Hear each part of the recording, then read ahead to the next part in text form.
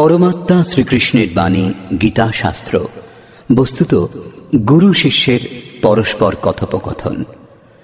অর্জুন স্বীকার করেছিলেন, শিষ্যস্তেহম সাধি মাম ত্বাম প্রপন্নম। ভগবান, আমি আপনার শিষ্য, আপনার শরণাগত। যা আমার পক্ষে কল্যাণকর, আমাকে সেই উপদেশ দান করুন। অতএব গীতা শাস্ত্র সম্বন্ধে বলার পূর্বে পরম গুরুদেবের পাদপদ্মে এই স্তুতি গুরু বন্দনা নিবেদন করা হয়েছে। ओम श्री सद्गुरुदेव भगवान की जय।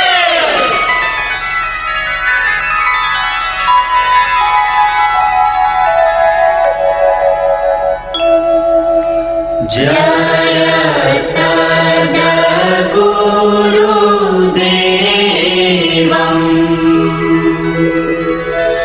परमानंदं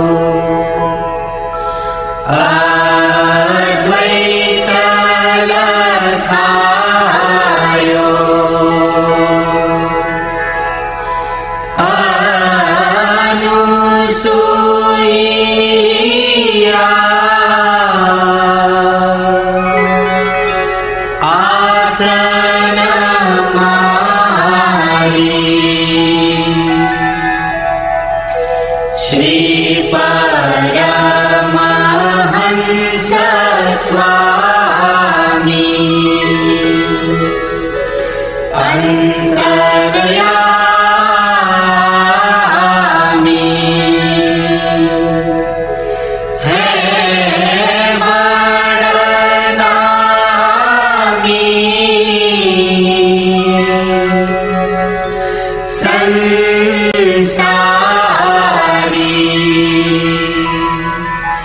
हंस नहीं तकारी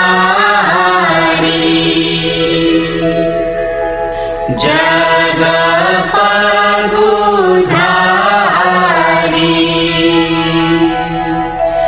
गर्व प्रहारी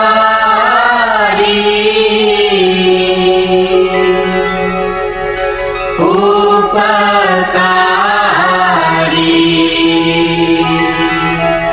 सतपंथ चलायो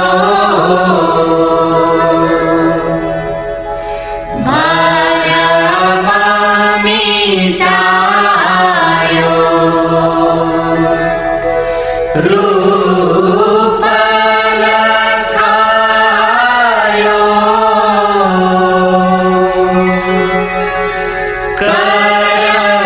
करतारी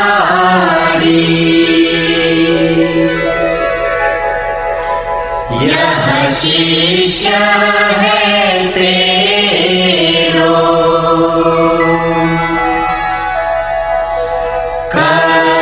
करतनी हो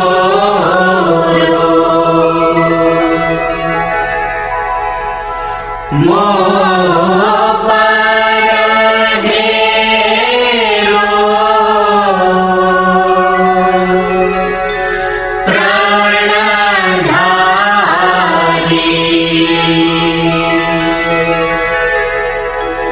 जय सद्गुरुदेवम्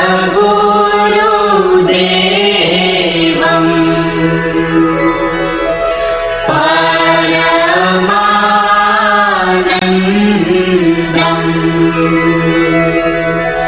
अमर शरीरम्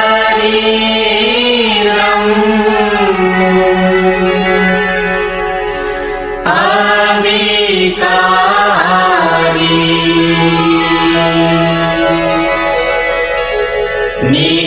निरगुण निरमूलम्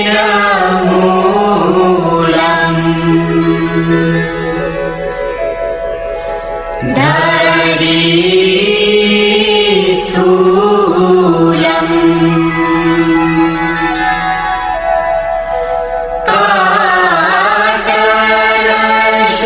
काटलशूलम्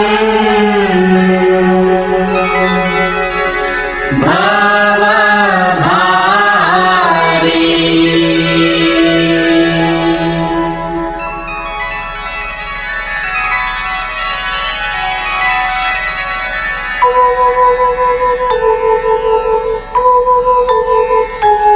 ओम जय गुरुदेव जय गुरुदेव जय गुरुदेव जय गुरुदेव ओम जय गुरुदेव जय गुरुदेव जय गुरुदेव जय गुरुदेव ओम जय गुरुदेव जय गुरुदेव जय गुरुदेव जय गुरुदेव।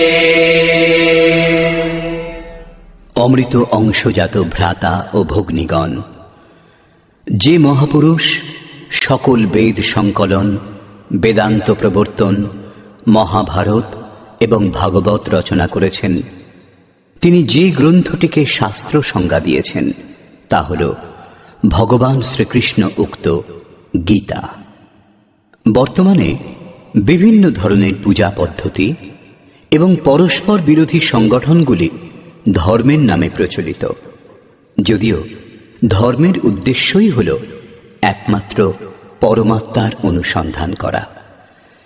সেই কল্যাণ স্বরূপ পরমাত্মা এক, তাঁকে লাভ করার নির্ধারিত ক্রিয়ার পালন করে যাওয়াই ধর্ম।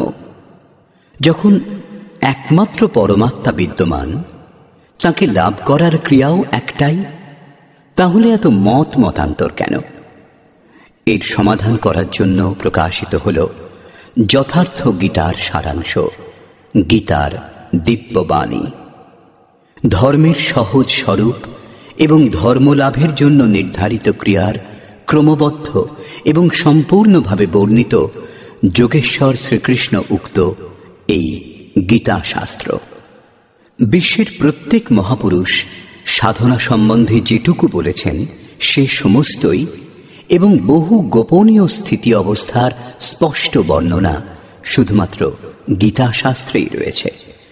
গীতা সম্পূর্ণ মানব জাতির কল্যাণের নির্বিবাদ শাস্ত্র। মহাভারতে এই সংকেত দেওয়া হয়েছে যে যখন কৌরব ও পাণ্ডবগণের সেনা পরস্পরের সম্মুখীন হয়েছিল তখন সমস্ত নিশাচর কৌরবগণের অন্তরে এবং সমস্ত দেবতা পাণ্ডবগণের অন্তরে প্রবেশ করেছিলেন। এই বলে মহর্ষি ব্যাস স্পষ্ট করলেন যে গীতা শাস্ত্রের পাত্রগুলি হয় দেবতা না হয় অসুর। সকল পাত্রই এক একটি প্রতীক। অনাদিকাল ধরে প্রত্যেক ব্যক্তির অন্তরে দৈব এবং আসুরিক দুটি প্রবৃত্তি বিদ্যমান। দৈব শক্তির সাহায্যে মানুষ যখন আত্মস্বরূপের দিকে অগ্রসর হয় তখন কাম, ক্রোধ, রাগ, দেশ ইত্যাদি আসুরিক বৃত্তিগুলি বাধারূপে আক্রমণ করে। এগুলি অতিক্রম করে যাওয়াকেই বাস্তবে যুদ্ধ বলে। অর্জুন শ্রেয় লাভের জন্য ব্যাকুল ছিলেন। তার দৃষ্টিতে শ্রেয় লাভের উপায় কুলধর্ম, পিণ্ডদান, বর্ণসংকর বর্জন, কুলক্ষয় থেকে রক্ষা পাওয়ার জন্য যুদ্ধ না করা ইত্যাদি ছিল।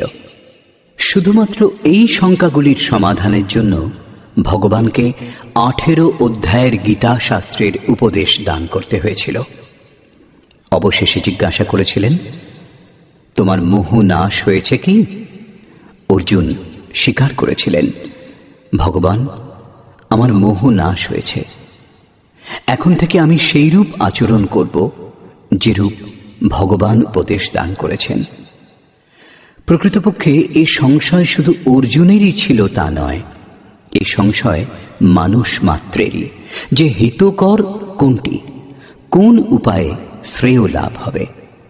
সেই জন্য স্ত্রী, পুরুষ, আবাল বৃদ্ধ বনিতা সকল মানুষের জন্য গীতা শাস্ত্রের 18টি অধ্যায়ের অনুশীলন এবং নিয়মিত পাঠ নিতান্ত আবশ্যক, যাতে ব্রহ্মবিদের স্মরণ অব্যাহত থাকে এবং শিশুদের অন্তরেও কল্যাণকর সংস্কারের সৃজন সম্ভব হয়।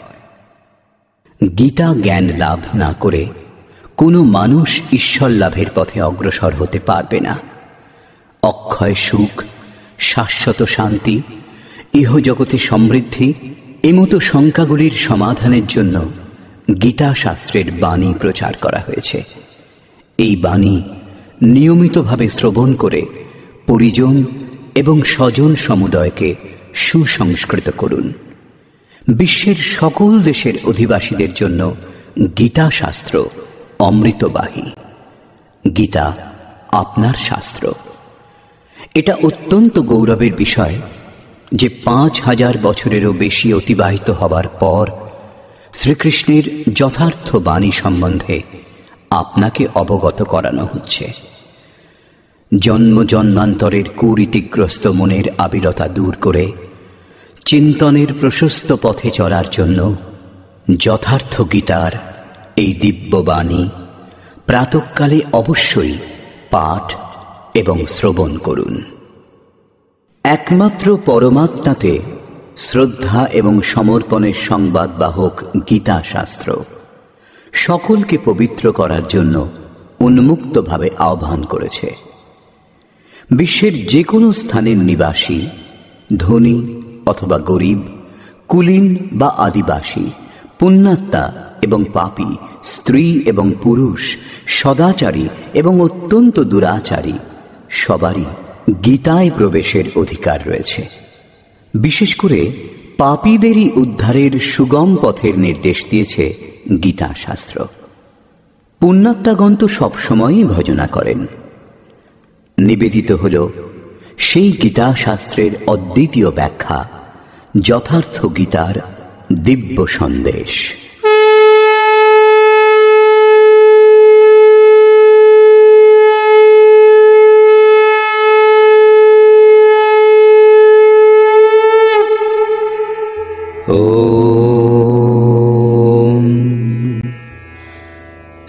পরমাত্মনে নমঃ। যথার্থ গীতা, শ্রীমদ্ ভগবদ্ গীতা, অথ প্রথম অধ্যায়।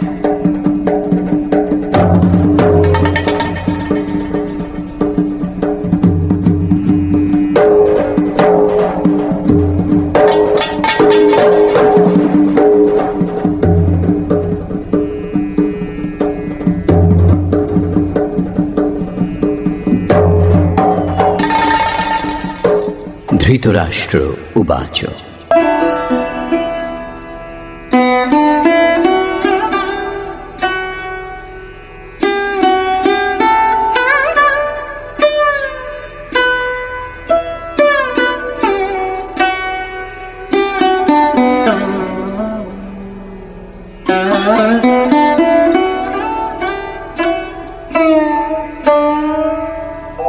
धर्मक्षेत्रे कुरुक्षेत्रे समवेता युयुत्सवः मामकाः पाण्डवाश्चैव किमकुर्वत সঞ্জয়।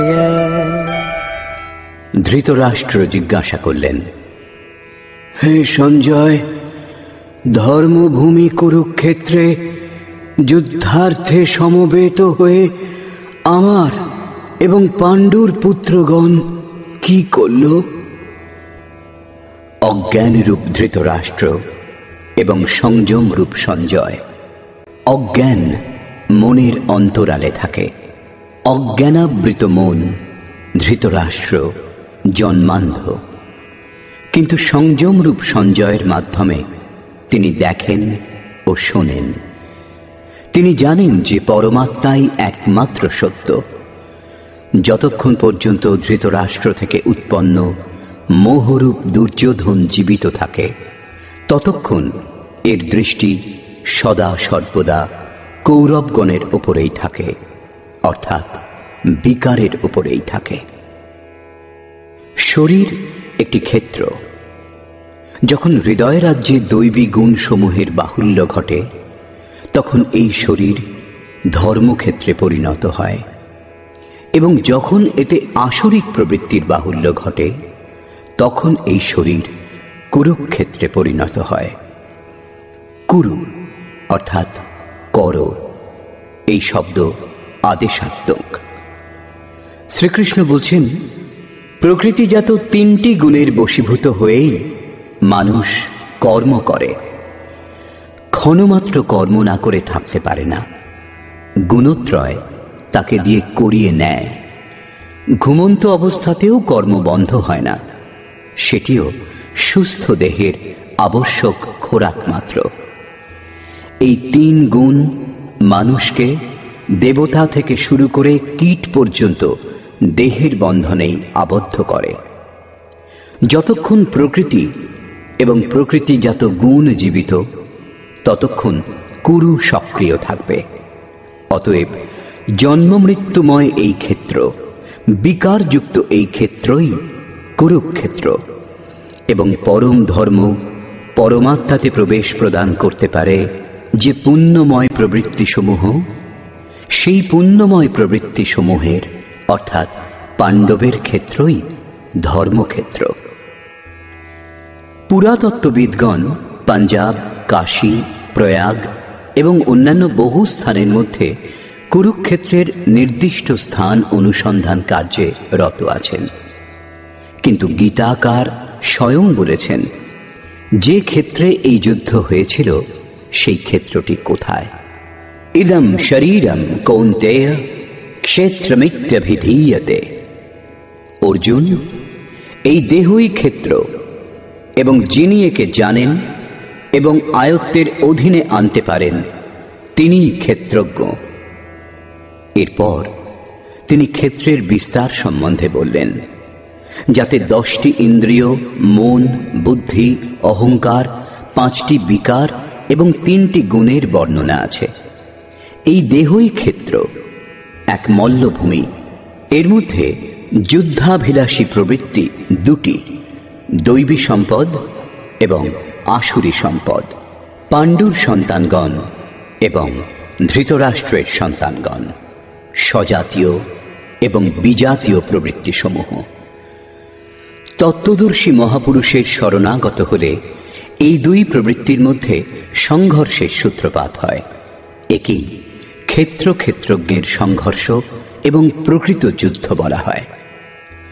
ইতিহাসের পাতা বিশ্বযুদ্ধের কাহিনীতে পরিপূর্ণ, কিন্তু সেই সব যুদ্ধে যারা বিজয়ী হয়েছেন তারা কেউই শাশ্বত বিজয়ী হননি। এর মধ্যে প্রতিহিংসা ছিল। প্রকৃতিকে শান্ত করে প্রকৃতির ঊর্ধ্বে সত্তার দিগদর্শন করা এবং তাতে প্রবেশ করাই প্রকৃত বিজয়। এই হল শাশ্বত বিজয়, যার পশ্চাতে পরাজয় নেই। একেই বলে মুক্তি, যার পর জন্ম মৃত্যুর বন্ধন নেই। এইভাবে অজ্ঞানে আবৃত প্রত্যেক মন সংযমের দ্বারা জানতে পারে ক্ষেত্রজ্ঞের যুদ্ধের পরিণাম কি হয়। যার যেমন সংযম বৃদ্ধিপ্রাপ্ত হয় তেমনি তার দৃষ্টি খুলতে থাকে। সঞ্জয় উবাচ।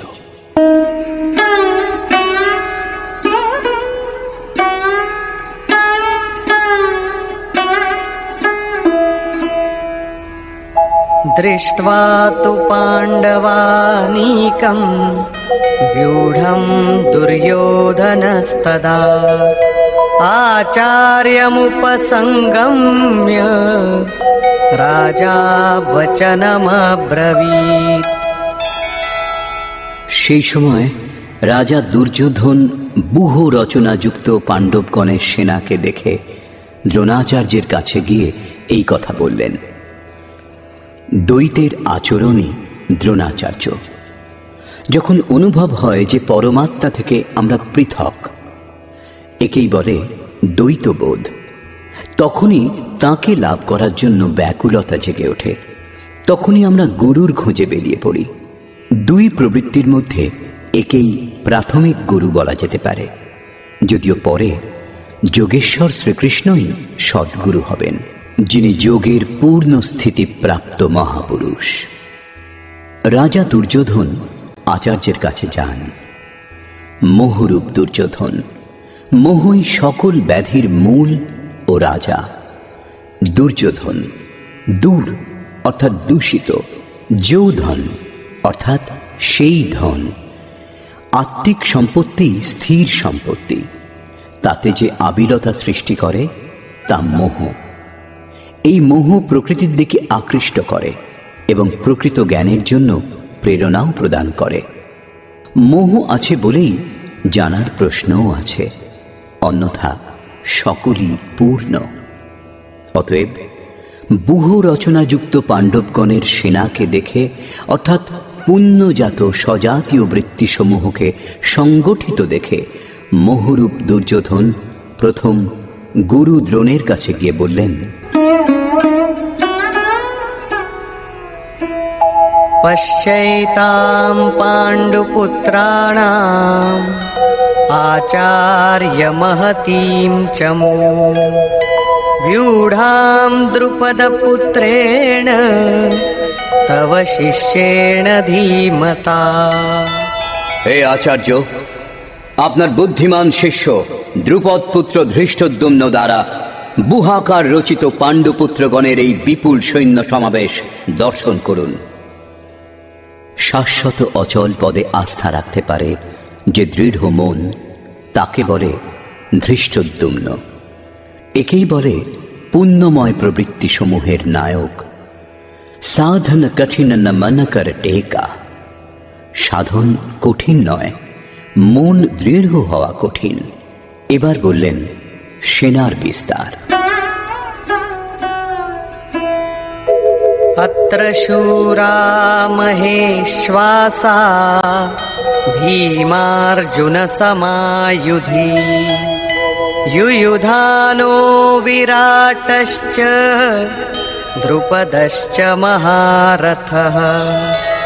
এই সেনার মধ্যে মহেশবাসা, মহান ঈশ্বর তত্ত্বে অবস্থিতি প্রদান করতে সক্ষম যে ভাবরূপ ভীম, অনুরাগরূপ অর্জুন, এদের সমকক্ষ অনেক শূরবীর যেমন সাত্ত্বিকতারূপ সাত্ত্বকী, বিরাট সর্বত্র ঈশ্বরীয় ভাবপ্রবাহের ধারণা, মহারথী রাজা দ্রুপদ অর্থাৎ অচল স্থিতি, এবং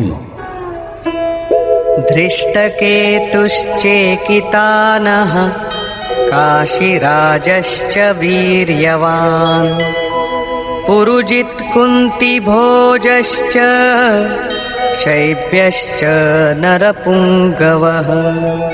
ধৃষ্টকেতু দৃঢ় কর্তব্য, চেকিতানঃ মন যেখানেই যাক বলপূর্বক সেখান থেকে আকর্ষণ করে ইষ্টে স্থির করা, কাশীরাজ কায়ারূপ কাশীতেই সেই সাম্রাজ্য, পুরুজিৎ স্থূল সূক্ষ্ম ও কারণ শরীরকে জয় করতে সাহায্য করে যে সেই পুরুজিৎ, কুন্তিভোজ কর্তব্যের দ্বারা জগতের ওপর জয়লাভ, নরের মধ্যে শ্রেষ্ঠ, শৈব্য অর্থাৎ সত্য ব্যবহার।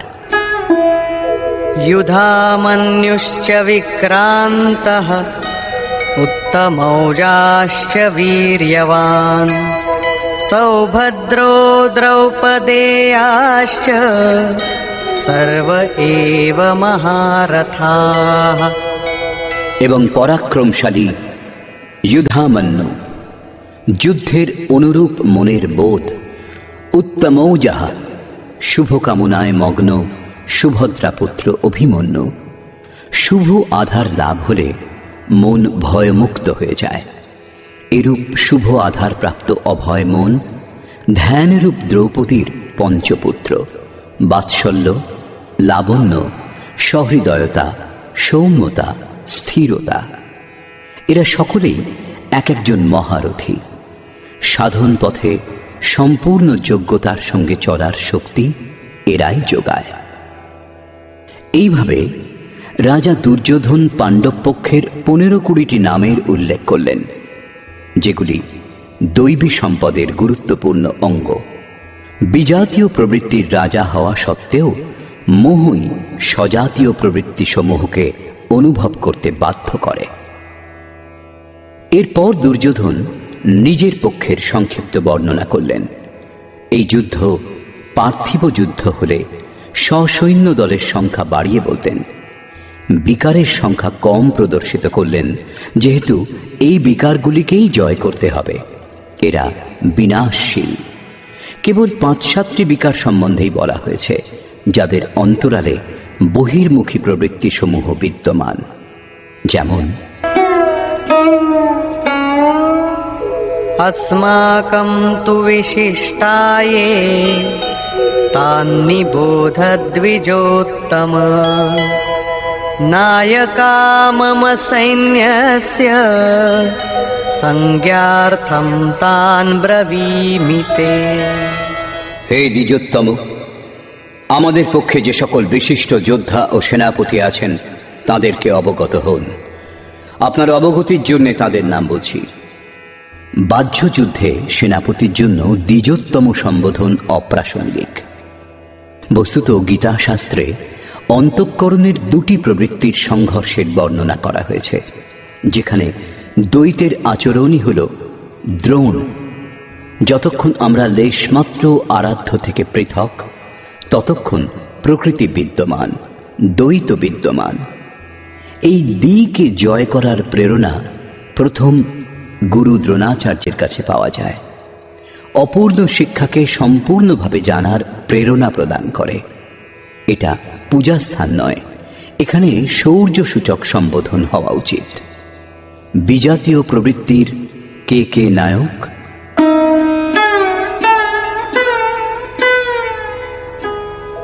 भवान् भीष्मश्च कर्णश्च कृपश्च समितिञ्जयः अश्वत्थामा विकर्णश्च सौमदत्तिस्तथैव च। একজন স্বয়ং আপনি, অর্থাৎ দ্বৈতের আচরণ রূপ দ্রোণাচার্য। ভ্রমরূপ পিতামহ ভীষ্মও আছেন। এই বিকার সমূহ ভ্রম থেকে উৎপন্ন হয়, শেষ পর্যন্ত জীবিত থাকে। তাই পিতামহ সম্পূর্ণ সেনার মৃত্যুর পরেও জীবিত ছিলেন। শরশয্যায় অচৈতন্য অবস্থাতে ছিলেন, তবুও জীবিত ছিলেন। একেই বলে ভ্রমরূপ ভীষ্ম। ভ্রম শেষ পর্যন্ত বেঁচে থাকে। এইরূপ বিজাতীয় কর্মরূপ কর্ণ এবং সংগ্রাম বিজয়ী কৃপাচার্য। সাধন অবস্থায় সাধক অন্যের প্রতি যে কৃপার আচরণ করেন, সেই কৃপাকেই কৃপাচার্য বলে। ভগবান কৃপাধাম এবং ঈশ্বর প্রাপ্তির পর মহাপুরুষের স্বরূপও তদ্রূপ। কিন্তু সাধন অবস্থায় যতক্ষণ সাধক ও পরমাত্মা পৃথক, বিজাতীয় প্রবৃত্তিগুলি সক্রিয় এবং মোহ আচ্ছাদিত। এইরূপ পরিস্থিতিতে সাধক যদি কৃপার আচরণ করেন, তবে তিনি নষ্ট ভ্রষ্ট হয়ে যান। সীতা দয়া করেছিলেন, তার পরিবর্তে তাকে কিছুকাল লঙ্কায় প্রায়শ্চিত্ত করতে হয়েছিল। বিশ্বামিত্র দয়া করেছিলেন, তাই পতিত হয়েছিলেন। যোগসূত্রকার মহর্ষি পতঞ্জলিও এই কথাই বলেছেন, তে সমাধা উপসর্গা ব্যুত্থানে সিদ্ধয়া, অর্থাৎ ব্যুত্থানকালে যোগলব্ধ শক্তি প্রকট হয়। প্রকৃতপক্ষে সেগুলি সিদ্ধাই, কিন্তু কৈবল্য প্রাপ্তির পথে এই সিদ্ধাই তত বড়ই বাধা যতটা কাম, ক্রোধ, লোভ, মোহ প্রভৃতি। গোস্বামী তুলসীদাসেরও সেই একই নির্ণয়। ছোরত গ্রন্থি জানি খগরায়া, বিঘ্ন অনেক করই তব মায়া, ঋদ্ধি সিদ্ধি প্রেরই বহু ভাই, বুদ্ধি লোভ দিখাবহি আই। মায়া অনেক বিঘ্ন সৃষ্টি করে, শক্তি প্রদান করে, এমনকি সিদ্ধে পরিণত করে। এইরূপ সিদ্ধ সাধক যদি পাশ দিয়ে শুধু হেঁটে যান, তাহলে মরণাপন্ন রোগীও বেঁচে ওঠে। সেই রোগী যদিও সুস্থ হয়ে ওঠে, কিন্তু সাধক যদি সেটা নিজের অবদান বলে মনে করেন, তাহলে তিনি নিশ্চয়ই নষ্ট ভ্রষ্ট হয়ে যাবেন। একজন রোগীর স্থানে হাজার হাজার রোগী তাকে ঘিরে ধরবে এবং ভজন চিন্তনের ক্রম অবরুদ্ধ হয়ে যাবে। পথভ্রান্ত হতে হতে প্রকৃতির বাহুল্য হবে। যদি লক্ষ্য দূরে এবং সাধক কৃপা করেন, তবে কৃপার একার আচরণই সমিতিঞ্জয়, অর্থাৎ সমস্ত সেনাবাহিনীকে জয় করবে। এই কারণে যতক্ষণ সাধক পূর্ণতা লাভ না করছেন, ততক্ষণ এই সব থেকে সাবধান থাকা দরকার। দয়া বিনু সন্ত কসাই, দয়া করি তো আফত আই, অর্থাৎ দয়া না করলে সাধু ব্যক্তি কসাইয়ের সমতুল্য, আর দয়া প্রদর্শন করলেও অধঃপতনের সম্ভাবনা। এইরূপ আসক্তিরূপ অশ্বত্থামা জগতের অর্থাৎ জাগতিক যে কোনো বস্তুর প্রতি আকর্ষণকেই আসক্তি বলে। দ্বৈতের আচরণই দ্রোণাচার্য। এই দ্বৈতই আসক্তির জন্মদাতা।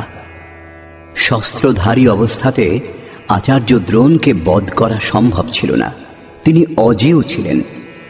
ভগবান শ্রীকৃষ্ণ বলেছিলেন, কৌরব পক্ষের একটি হাতির নাম অশ্বত্থামা। ভীম সেই হাতিটিকে হত্যা করেছে। অশ্বত্থামা মারা গিয়েছে, এইরূপ ঘোষণা করুন। এই অপ্রিয় ঘটনার কথা শুনে আচার্য মর্মাহত হয়ে শিথিল হয়ে যাবেন। সেটাই তাকে বধ করার উপযুক্ত সময়। ভীম হাতিটিকে বধ করে হত্যা করে প্রচার করেছিলেন, অশ্বত্থামা মারা গিয়েছে। আচার্য দ্রোণ ভেবেছিলেন তার পুত্র অশ্বত্থামা মারা গিয়েছে। তিনি শোকে মূর্ছমান হয়ে পড়েছিলেন। ধনুক তার হাত থেকে পড়ে গিয়েছিল। তিনি হতাশ, নিশ্চেষ্ট হয়ে যুদ্ধভূমিতে বসে পড়েছিলেন। সেই মুহূর্তে তাকে বধ করা হয়েছিল। পুত্রের প্রতি অত্যধিক আসক্তি তার মৃত্যুর কারণ হয়ে দাঁড়িয়েছিল। অশ্বত্থামা দীর্ঘজীবী ছিলেন। নিবৃত্তির শেষ মুহূর্ত পর্যন্ত বাধা দেয়, তাই একে অমর বলা হয়েছে। বিকল্পরূপ বিকর্ণ সাধনার উন্নত অবস্থাতে মনে কিছু অসাধারণ কল্পনার উদয় হয়। মনে সংকল্প বিকল্প জাগে যে স্বরূপ লাভের পর ভগবানের তরফ থেকে কিরূপ সিদ্ধাই, কিরূপ অলৌকিক শক্তি প্রদান করা হবে। সাধক ঈশ্বর চিন্তনের পরিবর্তে ঈশ্বরের ঐশ্বর্যের চিন্তা করতে শুরু করেন, যদিও সাধকের উচিত একাগ্র হয়ে কর্ম করে যাওয়া। ফললাভের কামনা করা উচিত নয়, কিন্তু যখন তিনি সিদ্ধায় অর্থাৎ যোগলব্ধ শক্তির কামনা করতে শুরু করেন, তখন এইরূপ মনোভাব অর্থাৎ বিকল্পকেই বিকর্ণ বলে। এই কল্পনাগুলি অসাধারণ, কিন্তু সাধনাতে ভয়ঙ্করভাবে বাধা দেয়। ভ্রম উৎপাদক সাহসী হল ভূরিশ্রবা। সাধনা স্তর উন্নত হলে সকলেই সাধকের প্রশংসা করতে শুরু করেন, বলে ইনি মহাত্মা, ইনি সিদ্ধ পুরুষ, দিব্য গুণের অধিকারী। তার সমক্ষে লোকপালও বিনীত হয়ে যান। এমন ব্যবহার এবং প্রশংসা দ্বারা সাধক আনন্দের আতিশয্যে পথহারা হন। এইরূপ শ্বাসকেই ভূরিশ্রবা বলা হয়। পূজ্য গুরুদেব বলতেন, সমাজ যদি পুষ্পবৃষ্টি করে, প্রশংসা করে, বিশ্ববন্দ জগৎগুরু বলে, তোমার তাতে কিছু লাভ হবে না, শুধু কান্নাকাটি করতে থাকবে। কিন্তু যদি ভগবান তোমাকে সাধুর আখ্যা দেন, তবে সর্বস্ব লাভ করবে। সমাজ বলুক অথবা নাই বলুক, তুমি সর্বস্ব লাভ করবে। এইরূপ প্রশংসাতে অভিভূত হওয়াকেই ভ্রম উৎপাদক শ্বাস অর্থাৎ ভূরিশ্রবা বলে। অত্যধিক প্রশংসার ফলে সাধনার হ্রাস হয়। অতএব ভ্রম উৎপাদক শ্বাসই হল ভূরিশ্রবা। সংযমের স্তর উন্নত হলে পরে যে বিকারগুলি বাধা দেয়, এগুলি তাদেরই নাম। আসক্তিরূপ অশ্বত্থামা, বিকল্পরূপ বিকর্ণ এবং ভ্রমপূর্ণ শ্বাস ভূরিশ্রবা। এরা সকলেই বহির্মুখী প্রবাহের নায়ক।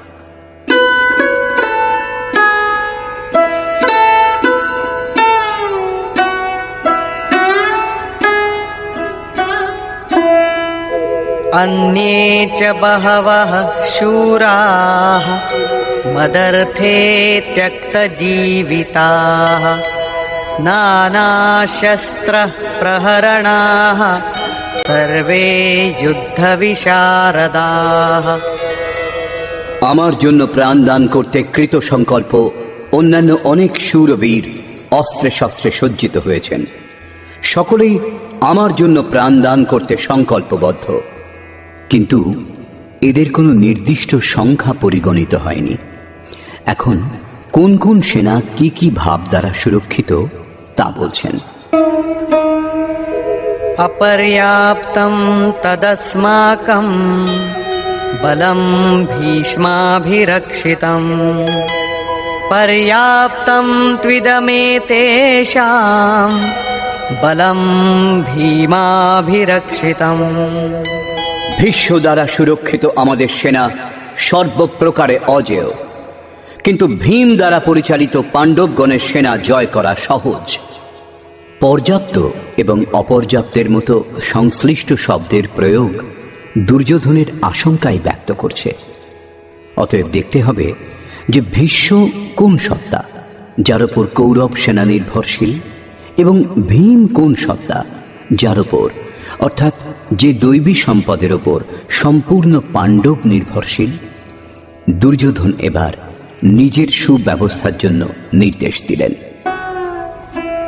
अयनेषु च सर्वेषु यथा भागमवस्थिताः भीष्ममेवाभिरक्षन्तु भवन्तः सर्व एव हि। এক্ষণে আপনারা সকলেই ব্যূহ সমূহের প্রবেশ দ্বারে স্ব-স্বস্থানে অবস্থিত হয়ে পিতামহ ভীষ্মকেই সকল দিক থেকে রক্ষা করুন। যদি ভীষ্ম জীবিত থাকেন তাহলে আমরা অজেয়। সেই জন্য আপনারা সকলে পাণ্ডবগণের সঙ্গে যুদ্ধ না করে কেবল ভীষ্মকেই রক্ষা করুন। কেমন যোদ্ধা ছিলেন ভীষ্ম, যিনি স্বয়ং নিজেকে রক্ষা করতে অক্ষম? কৌরব সেনাকে তার রক্ষার ব্যবস্থা করতে হচ্ছিল। এটা কোনো বাহ্য যুদ্ধ নয়, ভ্রমই ভীষ্ম। যতক্ষণ ভ্রম বিদ্যমান ততক্ষণ বিজাতীয় প্রবৃত্তিগুলি অর্থাৎ কৌরব অজেয়। অজেয় শব্দের অর্থ এই নয় যে অজেয়কে জয় করা যায় না। অজেয়র অর্থ হল দুর্জয়, একে জয় করা কষ্টসাধ্য। মহা অজয় সংসার রিপু जीत सकई सो वीर। যখন ভ্রম মিটে যায় তখন অবিদ্যা অস্তিত্ববিহীন হয়ে পড়ে। মোহ ইত্যাদি যা কিছু আংশিক পরিমাণে টিকে থাকে তাও শীঘ্রই শেষ হয়। ভীষ্মের ছিল ইচ্ছা মৃত্যু, ইচ্ছাই ভ্রম, এবং এই ইচ্ছার সমাপ্তি ও ভ্রম দূর হওয়া একই ব্যাপার। একথাই সন্ত কবীর সরলভাবে বলেছেন, ইচ্ছা কায়া ইচ্ছা মায়া ইচ্ছা জগ উপজায়া, কহ কবীর যে ইচ্ছা বিবর্জিত তা কা পার না পায়া। যেখানে ভ্রম নেই তা অপার ও অব্যক্ত। এই দেহের জন্মের কারণ ইচ্ছা, ইচ্ছাই মায়া, এবং ইচ্ছাই এই জগতের উৎপত্তির কারণ। সো কাময়ত তदैक्षत বহুস্যাং প্রজায়েয় ইতি। কবির বলেছেন, যিনি সর্বপ্রকার কামনা রহিত, তিনকা পার না পায়া, তিনি অপার অনন্ত অসীম তত্ত্ব উপলব্ধি করেন। यो कामो निष्काम आप्तकाम आत्मकामो न तस्य प्राणा उत्क्रामन्ति ब्रह्मैव सन् ब्रह्मप्येति। যিনি কামনা রহিত, আত্মাতে স্থির আত্মস্বরূপ, তার কখনো পতন হয় না, তিনি ব্রহ্মে একীভূত হন। সাধনের আরম্ভে ইচ্ছাগুলি অনন্ত হয়। এই অনন্ত ইচ্ছার শেষ হতে হতে অবশেষে পরমাত্মা প্রাপ্তির শেষ ইচ্ছা বাকি থাকে। যখন এই ইচ্ছাও পূর্ণ হয় তখন ইচ্ছার বিলুপ্তি ঘটে। যদি এর থেকেও শ্রেষ্ঠ কোনো বস্তুর অস্তিত্ব থাকত তাহলে তা লাভ করার ইচ্ছা অবশ্যই জেগে উঠত। যখন এর চেয়ে শ্রেষ্ঠ কিছু নেই তখন ইচ্ছাও সমূলে বিনষ্ট হয়, এবং ইচ্ছার বিলুপ্তির সঙ্গে সঙ্গে ভ্রম ও নাশ হয়। একেই ভীষ্মের ইচ্ছা মৃত্যু বলে। এইভাবে ভীষ্ম দ্বারা সুরক্ষিত আমাদের সেনা সর্বপ্রকারে অজেয়। যতক্ষণ ভ্রম দূর না হয় ততক্ষণ অবিদ্যা সক্রিয় থাকে। ভ্রম দূর হলে অবিদ্যা ক্রিয়াহীন হয়ে যায়। ভীম দ্বারা পরিচালিত এদের সেনাকে জয় করা সহজ। ভাবরূপী ভীম, ভাবে বিদ্যতে দেবঃ। ভাবে সেই ক্ষমতা আছে যা অবিদিত পরমাত্মাকেও প্রত্যক্ষ করতে সাহায্য করে। ভাববস্য ভগবান সুখ নিধান করুণা আয়ন। শ্রীকৃষ্ণ একেই শ্রদ্ধা বলেছেন। ভাবের সাহায্যে ভগবানকেও বশ করা সম্ভব। এর দ্বারাই পুণ্যময় প্রবৃত্তিসমূহের বিকাশ হয়। এই ভাব পুণ্যের সংরক্ষক এবং এত বলবান যে পরম দেব পরমাত্মাকেও গোচরে এনে দেয়। অন্যদিকে অতি কোমলও। আজকের ভাব কাল অভাবে বদলাতে দেরি লাগে না। আজ আপনি বলছেন যে মহারাজজি খুব ভালো, কাল হয়তো বলবেন না, আমি দেখেছি মহারাজজি ক্ষীর খান। ঘাস পাত যে খাত হ্যাঁ তিনহি সতাবে কাম, দুধ মালাই খাত যে তিন কি জানে রাম। অর্থাৎ তৃণভোজীদেরও কাম তাড়না দেয়। যারা দুধ মালাই খান ঈশ্বর তাদেরই স্মরণ দেন। ইষ্টের আচরণে লেশমাত্র ত্রুটি বোধ হলে ভাব টলে ওঠে। পুণ্যময় প্রবৃত্তি সমূহ বিচলিত হয়। ইষ্টের সঙ্গে যে সম্বন্ধ তা ছিন্ন হয়। তাই ভীম দ্বারা রক্ষিত তাদের সেনা জয় করা সহজ। মহর্ষি পতঞ্জলিরও সেই একই নির্ণয়। স তু দীর্ঘকাল নৈরন্তর্য সৎকারা সেবিত দৃঢ় ভূমি। অর্থাৎ দীর্ঘকাল পর্যন্ত নিরন্তর শ্রদ্ধা ভক্তিপূর্বক সাধন করে গেলেই অভ্যাস দৃঢ় হয়।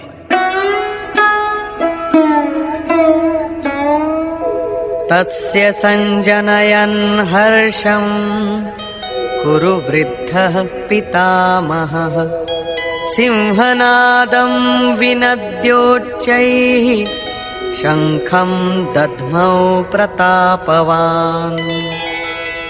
এই প্রকার সকলেই নিজেদের শক্তি নির্ণয় করে শঙ্খধ্বনি করলেন। এই শঙ্খধ্বনি হল পাত্রের পরাক্রমের ঘোষণা। যুদ্ধ জয়ের পর কোন পাত্র আপনাকে কি দেবে? কৌরবগণের মধ্যে বৃদ্ধ প্রতাপবান ভীষ্ম দুর্যোধনের হৃদয়ে হর্ষ উৎপন্ন করে উচ্চৈঃস্বরে সিংহনাদের সমান ভয়প্রদ শঙ্খ বাজালেন। সিংহ প্রকৃতির ভয়াবহ দিকের প্রতীক। ঘোর জঙ্গলের নীরব স্থানে নির্জনে সিংহের গর্জন যদি কানে আসে, তাহলে দেহের লোম খাড়া হয়ে যাবে, ভয়ে হৃদয় কাঁপতে শুরু করবে। যদিও সিংহ থেকে আপনি বহু দূরে। ভয় প্রকৃতিজাত, পরমাত্মায় তার স্থান নেই, কারণ পরমাত্মা অভয় সত্তা। ভ্রমরূপ ভীষ্ম বিজয়ী হলে প্রকৃতির যে ভয়ারণ্যের মধ্যে আপনি আছেন, তার থেকেও ভয়ঙ্কর ভয়ের আবরণ আপনাকে ঢেকে ফেলবে। ভয়ের আরো একটি স্তর বৃদ্ধি পাবে, ভয়ের আবরণ আরো ঘন হয়ে উঠবে। এছাড়া ভ্রম আর কিছু দিতে পারে না। অতএব প্রকৃতি থেকে নিবৃত্তি গন্তব্যে যাওয়ার পথ। সংসারে প্রবৃত্তি প্রতারণা করে, ঘোর অন্ধকারময়। এর বেশি কোনো ঘোষণা কৌরবদের নেই।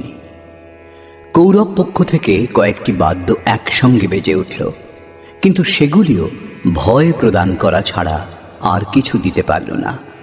প্রত্যেক বিকার কিছু না কিছু ভয়ই প্রদান করে।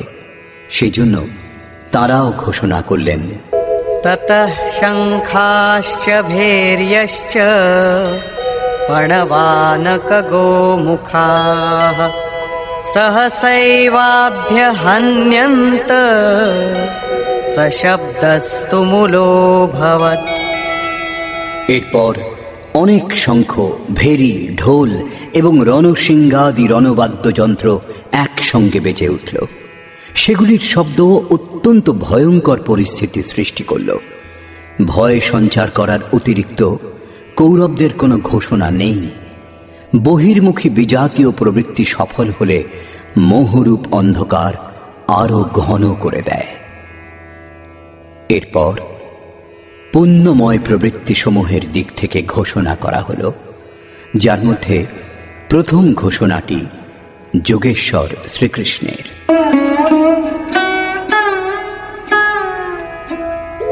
ততঃ শ্বেতৈর্হয়ৈর্যুক্তে महति स्यन्दने स्थितौ माधवः पाण्डवश्चैव दिव्यौ शङ्खौ प्रदध्मतु। অতঃপর শ্বেতাশ্বযুক্ত, অর্থাৎ যাতে বিন্দুমাত্র কালিমা বা দোষ ছিল না, শ্বেতবর্ণ সাত্ত্বিক এবং নির্মলতার প্রতীক মহতি স্যন্দনে উত্তম রথে উপবিষ্ট যোগেশ্বর শ্রীকৃষ্ণ এবং অর্জুনও অলৌকিক শঙ্খ বাজালেন। অলৌকিকের অর্থ লোকাতীত।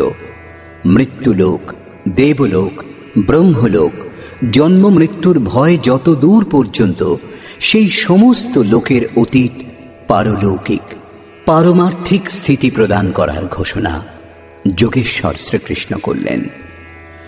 সোনা রূপ অথবা কাঠের রথ ছিল না, সেই রথ অলৌকিক ছিল, সেই শঙ্খ অলৌকিক ছিল।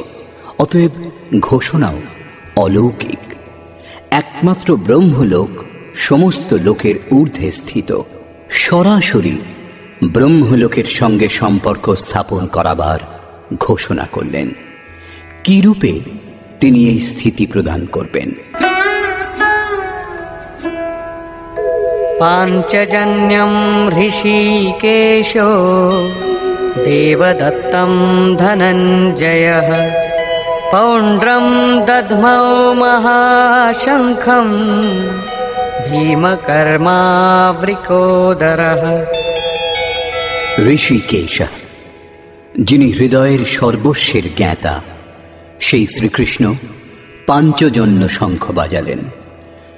5টি জ্ঞানেন্দ্রিয়কে অর্থাৎ শব্দ, স্পর্শ, রূপ, রস, গন্ধ, পঞ্চতন্মাত্রার রসে জড়িয়ে স্বজন অর্থাৎ ভক্তের শ্রেণীতে দাঁড় করাবার ঘোষণা করলেন। ভয়ঙ্করভাবে ভ্রান্ত ইন্দ্রিয় সমূহকে সংযত করে সেবকের শ্রেণীতে দাঁড় করানো হৃদয়ের প্রেরক সদ্গুরুর কৃপা। শ্রীকৃষ্ণ যোগেশ্বর সদ্গুরু ছিলেন। শিষ্যস্তেহং, ভগবান আমি আপনার শিষ্য। বাহ্য বিষয়বস্তুকে ত্যাগ করে ধ্যানে ইষ্টের অতিরিক্ত অন্য কিছু দেখা, শোনা ও স্পর্শ না করা সদ্গুরুর প্রভাব সঞ্চারণের উপর নির্ভর করে। দেবদত্যম ধনঞ্জয়া, দৈবী সম্পত্তিকে অধীনে করে যে অনুরাগ, সেই অনুরাগই অর্জুন। ইষ্টের অনুরূপ শ্রদ্ধা, যাতে বিরহ, বৈরাগ্য ও অশ্রুপাত হয়। যেমন গদগদ গিরা নয়ন বহ নীরা, রোমাঞ্চ হয় যখন অন্তরে ইষ্ট ছাড়া অন্য কোনো বিষয়বস্তুর লেশমাত্র সংঘর্ষ হয় না, তখন এই অবস্থাকে অনুরাগ বলা হয়। এত দূর সফল হবার পরেই দৈবী সম্পদের ওপর প্রভুত্ব লাভ করা সম্ভব, যা পরম দেব পরমাত্মাতে একীভূত হতে সাহায্য করে। এর আরেক নাম ধনঞ্জয়। এক ধন পার্থিব সম্পত্তি, যা দিয়ে শরীর নির্বাহের ব্যবস্থা করা হয়। আত্মার সঙ্গে এর কোনো সম্বন্ধ নেই। এছাড়া স্থির আত্মিক সম্পত্তি নিজ সম্পত্তি। বৃহদারণ্যকোপনিষদে যাজ্ঞবল্ক্য মৈত্রেয়ীকে এই উপদেশ দিলেন, ধনসম্পন্ন পৃথিবীর স্বামিত্ব দ্বারাও অমৃতত্বের প্রাপ্তি সম্ভব নয়। এর উপায় হল আত্মিক সম্পত্তি। ঘোর কর্মা ভীম পৌণ্ড্র অর্থাৎ প্রীতি নামক মহাশঙ্খ বাজালেন। ভাবের উদ্গম এবং নিবাস স্থান হৃদয়, তাই এর আরেক নাম বৃকোদর। আপনাদের ভাব, স্নেহ ছোটদের প্রতি স্বভাবতই থাকে, কিন্তু সেই স্নেহ উৎপন্ন হয় আপনাদের হৃদয়ে, যা গিয়ে মূর্ত হয় ছোটদের প্রতি। এই ভাব অগাধ এবং মহাবলশালী। ভীম প্রীতি নামক শঙ্খ বাজালেন। এই প্রীতি ভাবের মধ্যেই নিহিত, তাই ভীম বাজালেন পৌণ্ড্র অর্থাৎ প্রীতি নামক মহাশঙ্খ। ভাব অত্যন্ত শক্তিশালী, কিন্তু প্রীতির মাধ্যমে তা সঞ্চার হয়। हर व्यापक सर्वत्र समाना प्रेम ते प्रकट हो ही मैं जाना। অর্থাৎ ঈশ্বর সর্বত্র সমান রূপেই বিদ্যমান, কিন্তু তাকে প্রকট করতে হলে চাই হৃদয়ে বিরহ, বৈরাগ্য এবং উৎকট প্রেম। অনন্ত বিজয়ম রাজা কুন্তী পুত্রো যুধিষ্ঠিরঃ নকুলঃ সহদেবশ্চ সুঘোষমণিপুষ্পকৌ। কুন্তিপুত্র রাজা যুধিষ্ঠির অনন্ত বিজয় নামক শঙ্খ বাজালেন। কর্তব্যরূপ কুন্তি এবং ধর্মরূপ যুধিষ্ঠির। ধর্মে স্থির থাকলেই অনন্ত বিজয়ম, অনন্ত পরমাত্মাতে স্থিতি লাভ হবে। যুদ্ধে স্থিরঃ স যুধিষ্ঠিরঃ। প্রকৃতি পুরুষ ক্ষেত্র ক্ষেত্রজ্ঞের সংঘর্ষে স্থির থাকেন, অত্যন্ত দুঃখেও বিচলিত হন না। তবেই একদিন যিনি অনন্ত, যার অন্ত নেই, সেই পরম তত্ত্ব পরমাত্মাকে লাভ করতে সক্ষম হন। নিয়মরূপ নকুল সুঘোষ নামক শঙ্খ বাজালেন। যেমন যেমন নিয়ম কঠোর হবে, তেমন তেমন অশুভ লক্ষণগুলি বিলয় হয়ে যাবে এবং শুভ পরিস্থিতির উদয় হবে। সৎসঙ্গরূপ সহদেব মণিপুষ্পক নামক শঙ্খ বাজালেন। মনীষীগণ প্রত্যেক শ্বাসকে বহুমূল্য মণির আখ্যা দিয়েছেন। হীরা জৈসে শ্বাসা বাতোं में बीती যায়। বাহ্য সৎসঙ্গ সৎপুরুষের বাণী শ্রবণকে বলে, যা এক প্রকার সৎসঙ্গ, কিন্তু যথার্থ সৎসঙ্গ হয় আন্তরিক। শ্রীকৃষ্ণের মতে আত্মাই সত্য এবং সনাতন। চিত্ত যখন স্থির হয়ে আত্মার সঙ্গত করে তখনই হয় প্রকৃত সৎসঙ্গ। এই সৎসঙ্গ চিন্তন, ধ্যান এবং সমাধির অভ্যাস দ্বারা সম্পন্ন হয়। যেমন যেমন সত্যের সান্নিধ্যে স্মৃতি স্থির হবে, তেমন তেমন এক একটি শ্বাসের উপর নিয়ন্ত্রণ হতে থাকবে। ইন্দ্রিয়গুলির সঙ্গে মনও নিরুদ্ধ হয়ে আসবে। এই প্রকার যখন সম্পূর্ণরূপে নিরুদ্ধ হবে তখনই বস্তু লাভ হবে। বাদ্যযন্ত্রের মতো আত্মার ধ্বনির সঙ্গে চিত্তের ধ্বনি মিলিয়ে সঙ্গত করাই যথার্থ সৎসঙ্গ। বাহ্য মণি কঠোর হয়, কিন্তু শ্বাসরূপ মণি পুষ্প থেকেও কোমল। পুষ্প তো বিকশিত হওয়ার পর অথবা বৃন্তচ্যুত হলে শুকিয়ে যায়, কিন্তু আপনি এর পরের শ্বাস পর্যন্ত জীবিত থাকার নিশ্চয়তা দিতে পারেন না। সৎসঙ্গ সফল হলে প্রত্যেক শ্বাসের উপর নিয়ন্ত্রণ রেখে লক্ষ্য প্রাপ্তি সম্ভব। এর বেশি পাণ্ডবদের কোনো ঘোষণা নেই, কিন্তু প্রত্যেক সাধন নির্মলতার পথে কিছু না কিছু দূরত্ব অতিক্রম করায়। অতঃপর বললেন,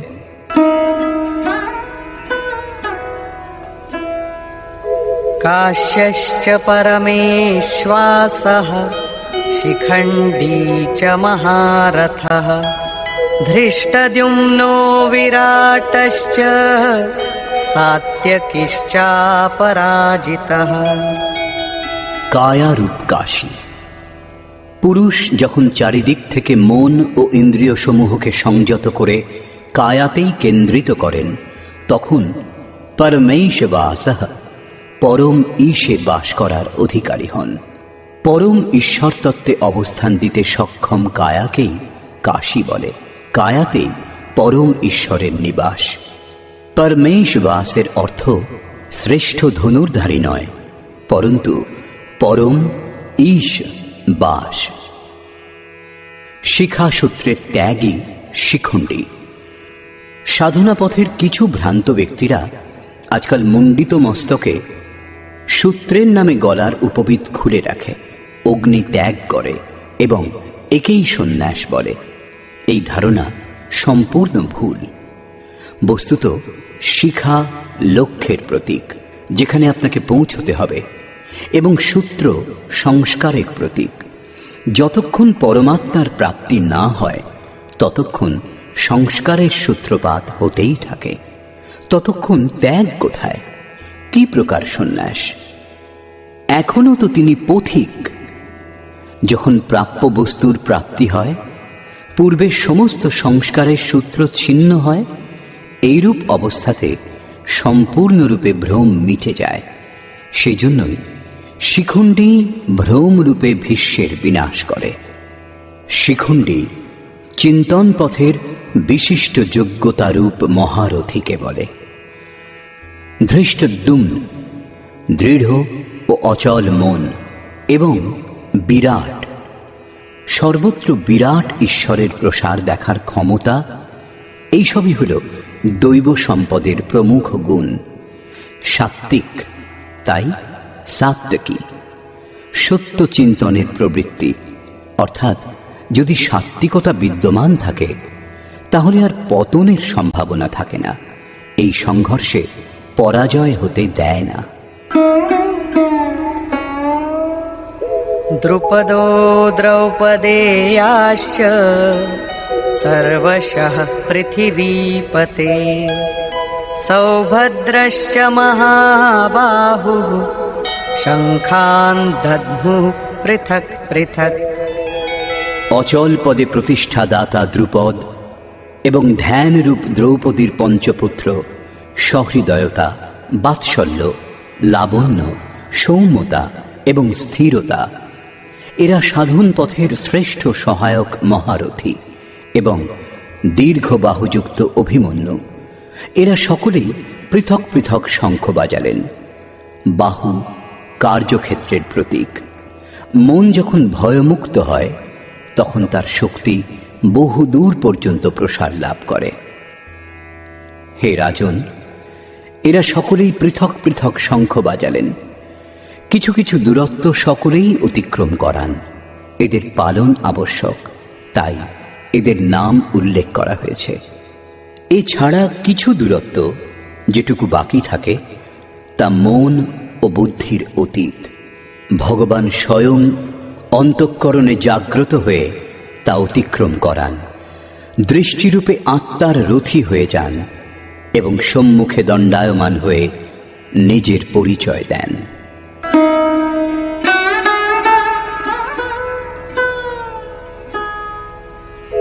सघोषोधार्तराष्ट्राणां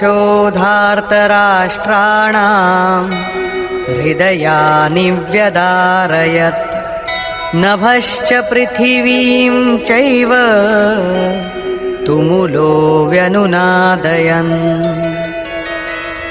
সেই তুমুল শঙ্খধ্বনি আকাশ ও পৃথিবী প্রতিধ্বনিত করে ধৃতরাষ্ট্রপুত্রগণের হৃদয় বিদীর্ণ করল। সেনা পাণ্ডব পক্ষেও ছিল, কিন্তু হৃদয় বিদীর্ণ হল কেবল ধৃতরাষ্ট্রপুত্রগণের। বস্তুত পাঞ্চজন্য, দৈবী শক্তির ওপর আধিপত্য, অনন্তকে জয়, অশুভর প্রশমন এবং শুভের আবির্ভাব নিরন্তর হতে থাকলে এই কুরুক্ষেত্রে আসুরি সম্পদ বহির্মুখী প্রবৃত্তিগুলির হৃদয় বিদীর্ণ হয়ে যাবে। তাদের বল ক্রমশ ক্ষীণ হতে থাকবে। পূর্ণ সফলতা লাভ হলে মোহময়ী প্রবৃত্তিগুলি সম্পূর্ণরূপে শান্ত হয়ে যায়।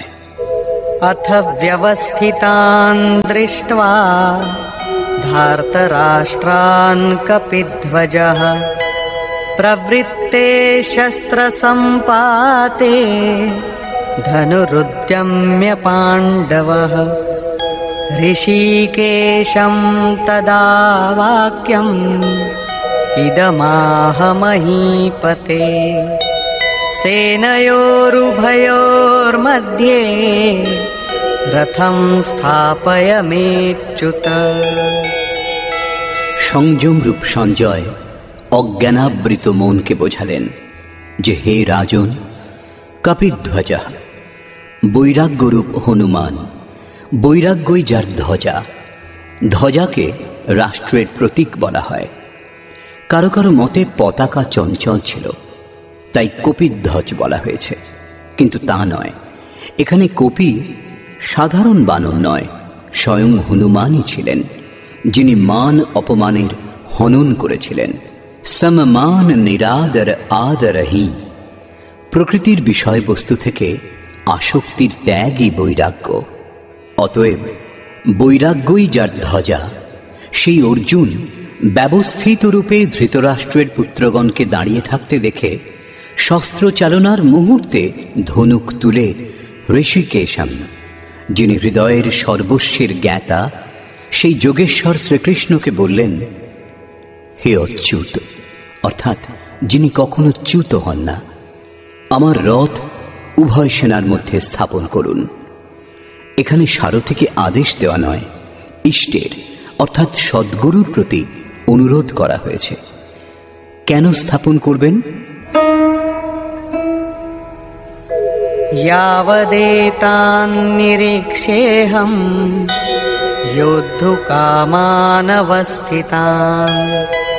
कैर्मया सह योद्धव्यम् अस्मिन् रणसमुद्यमे। যতক্ষণ আমি যুদ্ধার্থে অবস্থিত এদের উত্তম রূপে নিরীক্ষণ না করি যে এই মহারণে আমাকে কাদের সঙ্গে যুদ্ধ করতে হবে এবং কে কে আমার সঙ্গে যুদ্ধ করার যোগ্য। योत्स्यमानानवेक्षेऽहं य एतेऽत्र समागताः धार्तराष्ट्रस्य दुर्बुद्धेर्युद्धे प्रियचिकीर्षवः। দুর্বুদ্ধি দুর্যোধনের হিতকামী যে সকল রাজাগণ যুদ্ধ করার জন্য এখানে উপস্থিত হয়েছেন তাদের আমি দেখতে চাই, সেই জন্য রথ স্থাপন করুন। মোহরূপ দুর্যোধন, মোহমুগ্ধ প্রবৃত্তিসমূহের হিতাকাঙ্ক্ষী যে সকল রাজাগণ যুদ্ধ করবার জন্য এখানে উপস্থিত হয়েছেন তাদেরকে আমি দেখে নিই। সঞ্জয় উবাচ।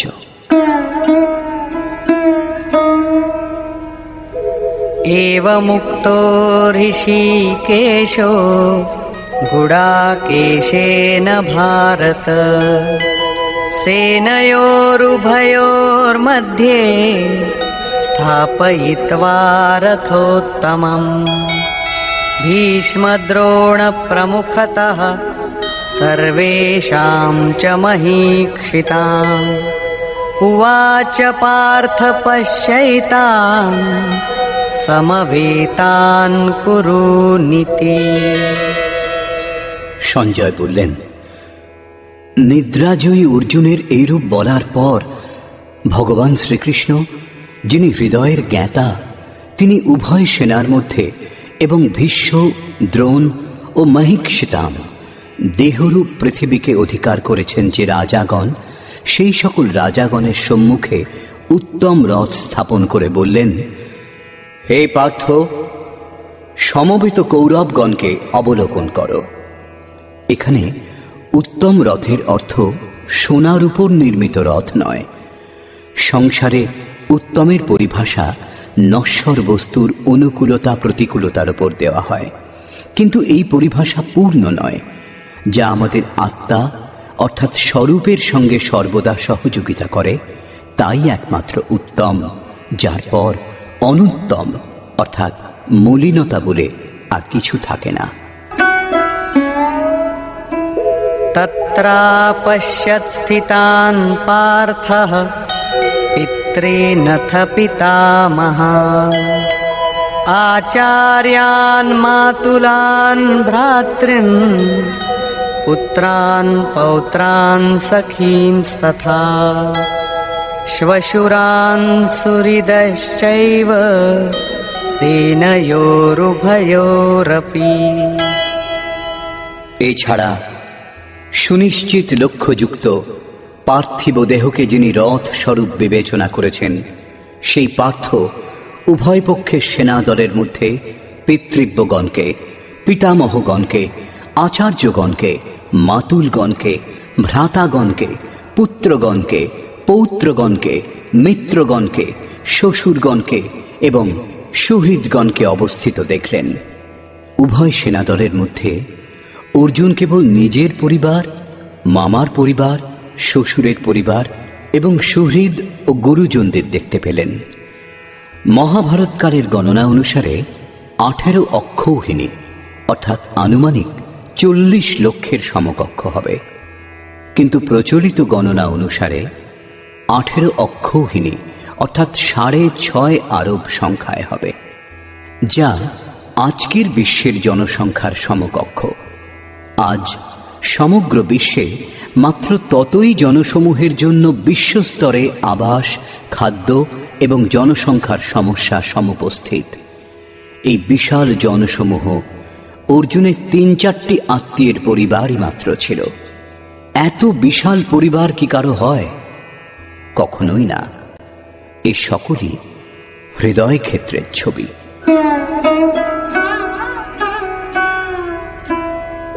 তান সমীক্ষ্য স কৌন্তেয়ঃ সর্বান বন্ধূনবস্থিতান কৃপয়া পরয়াবিষ্টো বিষীদন্নিদমব্রবীৎ। কুন্তিপুত্র অর্জুন সেই বন্ধুগণকে যুদ্ধক্ষেত্রে অবস্থিত দেখে অত্যন্ত করুণাপূর্ণ হয়ে শোক করতে লাগলেন, কারণ দেখলেন এরা সকলেই তার নিজের আত্মীয় স্বজন। অতএব বললেন, অর্জুন উবাচ।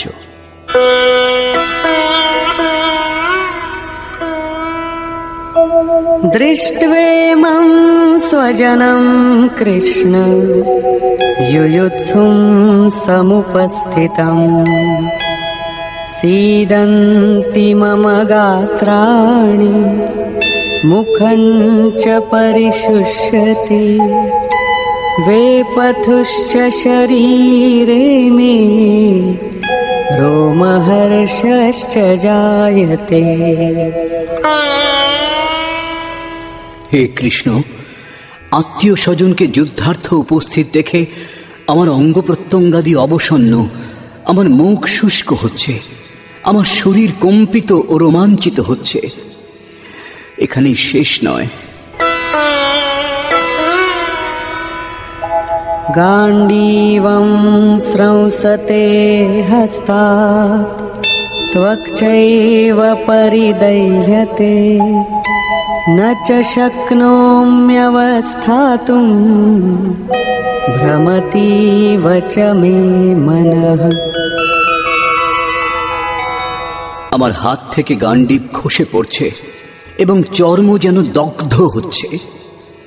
অর্জুন সন্তপ্ত হয়ে উঠছেন যে এই যুদ্ধ কি ধরনের, যার মধ্যে শুধু স্বজনই দাঁড়িয়ে। অর্জুনের ভ্রম হয়েছিল। তিনি বললেন, এখন আমি দাঁড়াতেও অসমর্থ, এখন এর বেশি আমার দেখার সামর্থ্য নেই। निमित्तानि च पश्यामि विपरीतानि केशव न च श्रेयोनुपश्यामि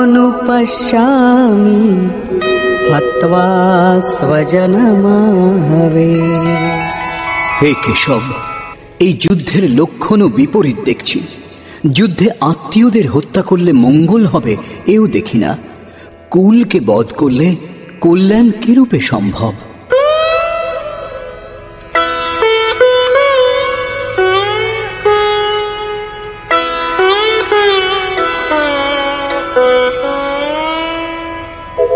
न काङ्क्षे विजयं कृष्ण न च राज्यं सुखानि च किन्नो राज्येन गोविन्द किं भोगैर्जीवितेन वा।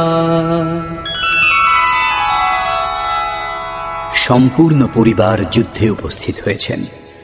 এদের যুদ্ধে বধ করে বিজয়, সেই বিজয়ের দ্বারা প্রাপ্ত রাজ্য ও রাজ্য সুখ অর্জুন চান না। তিনি বললেন, হে কৃষ্ণ, আমি বিজয় চাই না, রাজ্য এবং সুখ ভোগ কামনা করি না। হে গোবিন্দ, আমাদের রাজ্যে কি প্রয়োজন, আর সুখ ভোগে বা জীবন ধারণেই বা কি প্রয়োজন? কেন?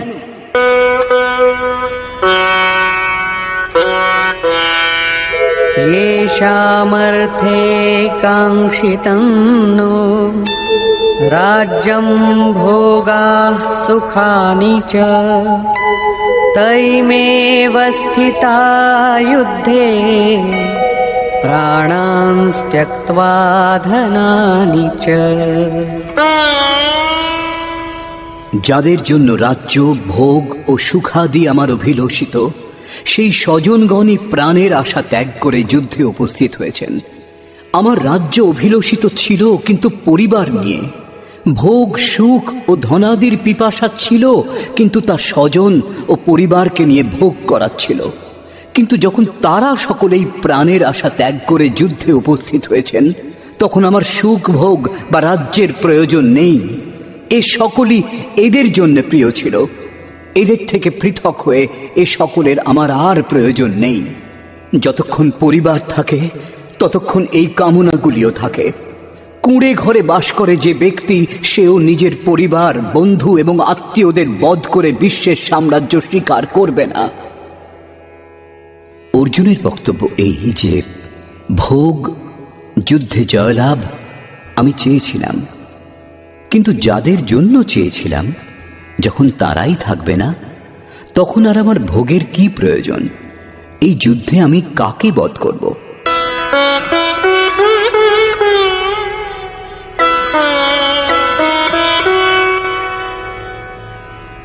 आचार्याः पितरः पुत्राः तथैव च पितामहाः मातुलाः श्वशुराः पौत्राः शालाः सम्बन्धिनस्तथा। এই যুদ্ধে আচার্যগণ, পিতৃব্যগণ, পুত্রগণ, পিতামহগণ, মাতুলগণ, শ্বশুরগণ, পৌত্রগণ, শ্যালকগণ এবং স্বজনগণই উপস্থিত হয়েছেন।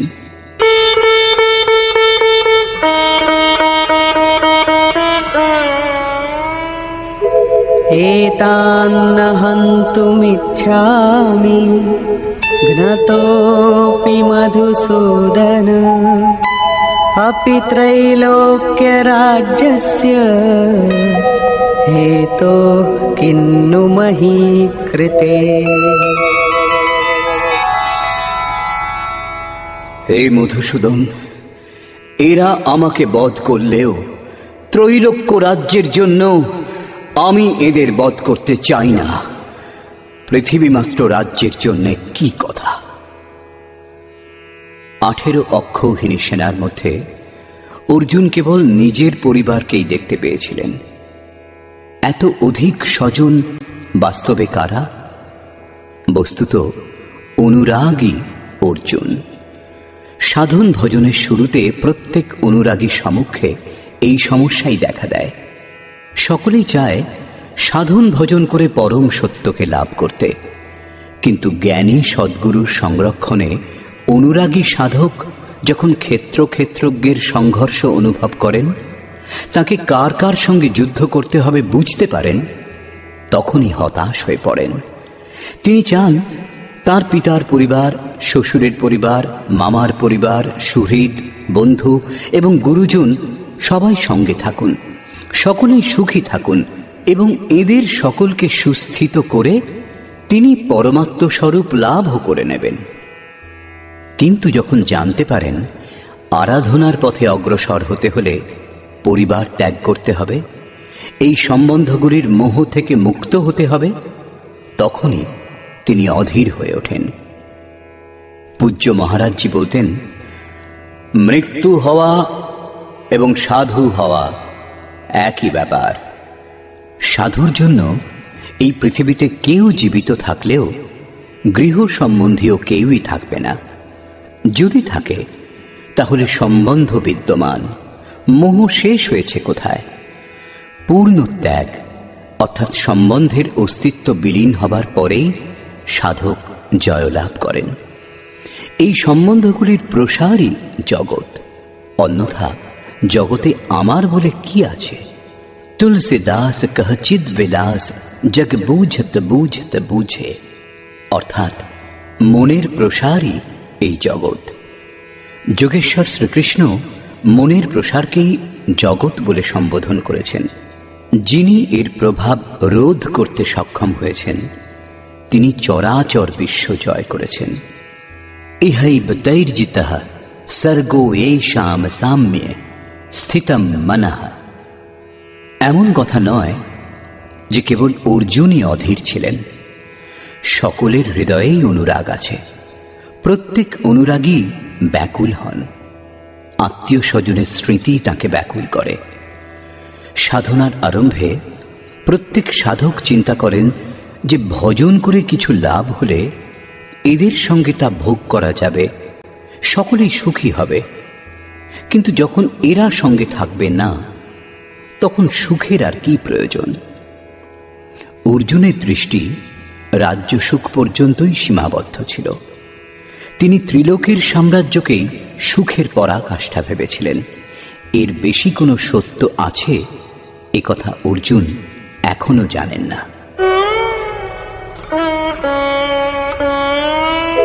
নিহত্য ধার্তরাষ্ট্রান্নঃ কা প্রীতি স্যাজ্জনার্দন পাপমেবাশ্রয়েদস্মান হত্বৈতানাততায়িনঃ।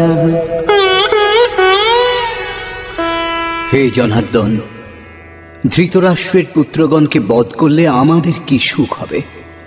যেখানে ধৃতরাষ্ট্র অর্থাৎ ধৃষ্টতার রাষ্ট্র তার থেকে উৎপন্ন মোহরূপ দুর্যোধনাদিকে বধ করলে আমাদের কি আনন্দ হবে?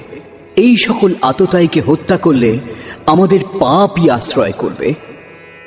জীবন যাপনের তুচ্ছ লাভের জন্য যে অনীতির সাহায্য নেয় তাকে আততায়ী বলে, কিন্তু যে আত্মোন্নতির পথে অবরোধ সৃষ্টি করে সে আরো বড় আততায়ী। আত্মদর্শনে বাধক কাম, ক্রোধ, লোভ, মোহ এইসবই আততায়ী।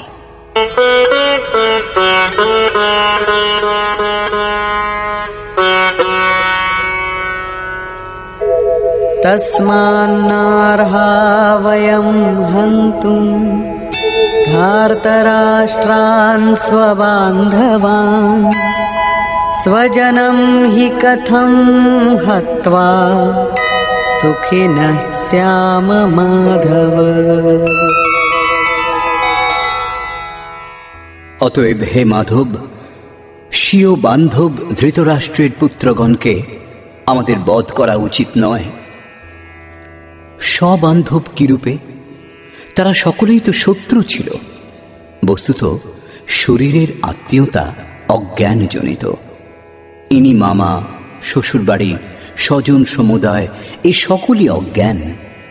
যখন এই দেহটাই নশ্বর, তখন এর কুটুম্বিতাই বা কি করে শাশ্বত হবে?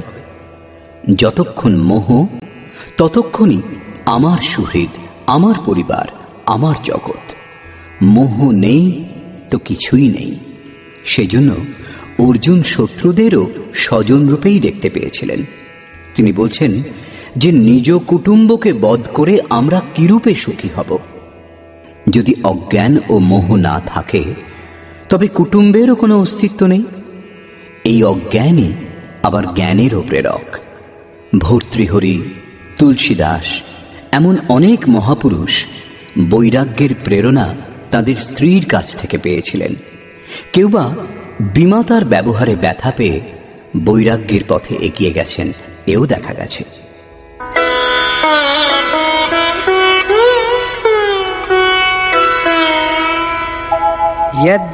यद्यप्येतेन पश्यन्ति लोभोपहत चेतसः कुलक्षयकृतं दोषं मित्रद्रोहे च पातकम्। যদিও এরা লোভে অভিভূত হয়ে কুলনাশ জনিত দোষ এবং মিত্রদ্রোহে যে পাপ হয় তা দেখছে না, এ দোষ তাদের। তা সত্ত্বেও কথম ন জ্ঞেয়মস্মাভিঃ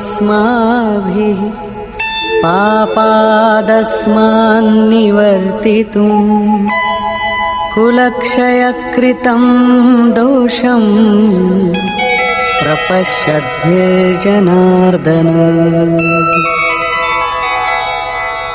হে জনার্দন, কুলনাশ জনিত দোষ উপলব্ধি করেও আমরা এই পাপ থেকে নিবৃত্ত হব না কেন? কেবল আমিই পাপ করছি এমন কথা নয়, আপনিও ভুল করছেন। শ্রীকৃষ্ণের উপরেও দোষারোপ করলেন।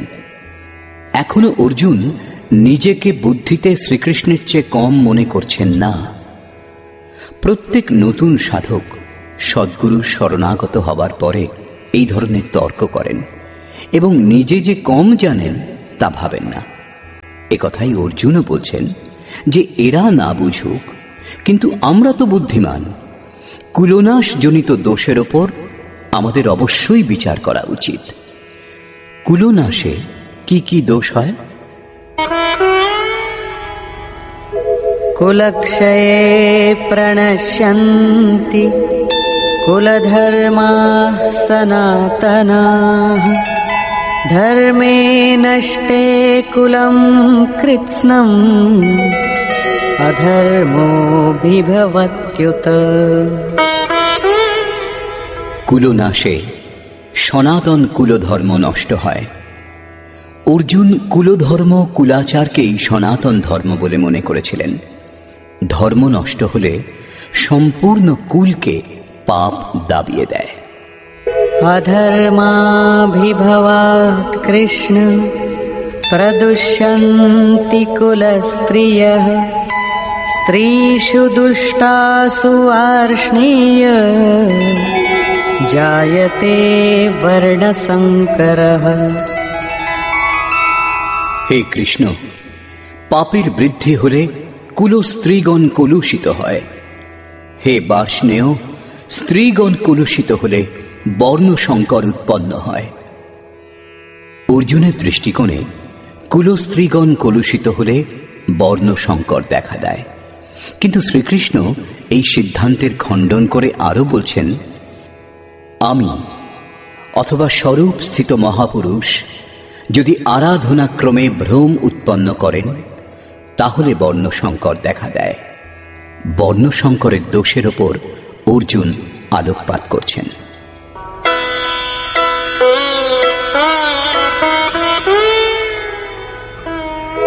संकरो नरकायैव कुलघ्नानां कुलस्य च पतन्ति पितरो येषां लुप्तपिण्डोदकक्रियाः। বর্ণসংকর হলে কুলনাশকগণ এবং কুল নরকে পতিত হয়।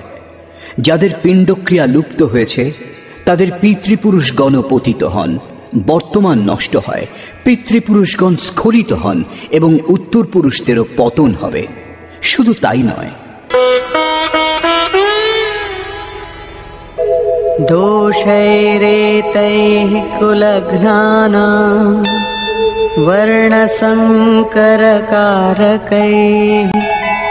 उत्साद्यन्ते जातिधर्माः कुलधर्माश्च शाश्वताः। এই সকল বর্ণসংকর কারক দোষের দ্বারা কুল এবং কুলঘাতকগণের সনাতন কুলধর্ম এবং জাতি ধর্ম নষ্ট হয়।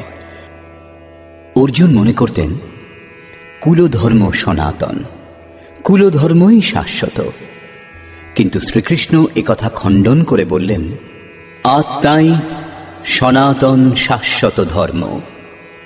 বাস্তবিক সনাতন ধর্মকে জানার আগে মানুষ ধর্মের নামে কোনো না কোনো চিরাগত কুরীতি মেনে চলে। তেমনি অর্জুনও যা জানতেন শ্রীকৃষ্ণের অনুসারে তা কুপ্রথা।